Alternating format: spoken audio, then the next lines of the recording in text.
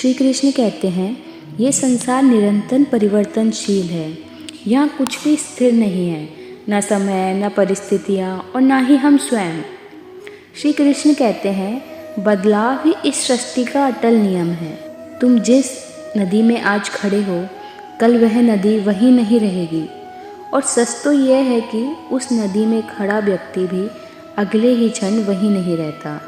फिर भी मनुष्य एक ही चीज़ चाहता है, सब कुछ वैसा ही बना रहे, वही लोग हो, वही हालात और वही सुख। लेकिन जब जीवन बदलता है तो मन डर जाता है। यह डर ही हमें रोकता है, यह डर ही हमें जड़ बना देता है। श्री कृष्ण समझाते हैं, जो व्यक्ति बदलाव को स्वीकार नहीं करता वह ठहरे हुए पानी के समान हो जाता है। ठहरा हुआ पानी बाहर से शांत दिखाई देता है, लेकिन भीतर ही भीतर उसमें दुर्गंध भरने लगती है।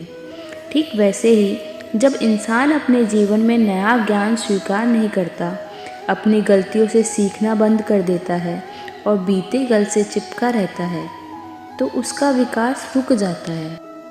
बदलाव का अर्थ यह नहीं कि तुम अपना मूल स्वभाव छोड़ दो।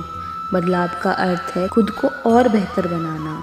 पुरानी गलतियों को पकड़े रहना बुद्धिमानी नहीं है, उनसे सीख लेकर आगे बढ़ जाना ही सच्ची समझदारी होती है। श्री कृष्ण कहते हैं, जो व्यक्ति समय के साथ खुद को बदलना चाहता है, वही जीवन में सफलता और प्रगति को प्राप्त करता है। हर बदलाव अपने साथ कोई ना कोई अवसर लेकर आता है, लेकिन डर के कारण हम अक्सर उस अवसर को देख नहीं पाते। याद रखो, पेड़ भी हर ऋतु में बदलता है। वह पुराने पत्तों को गिराता है, तभी तो नए पत्ते आते हैं। यदि वह पुराने पत्तों से चिपका रहे तो नया जीवन कैसे आएगा? ठीक उसी प्रकार जब तक तुम पुराने डर, पुराने दुख और पुरानी सोच को नहीं छोड़ोगे, तो नया जीवन शुरू नहीं हो सकता। इसलिए परिवर्तन को डर की तरह नहीं, अवसर की तरह देखो। खुद से रोज़ एक नए प्रश्न पूछो, मैं आज क्या नया सीख सकता हूँ?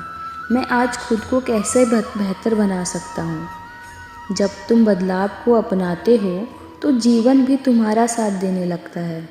यही है श्री कृष्ण का जीवन सूत्र।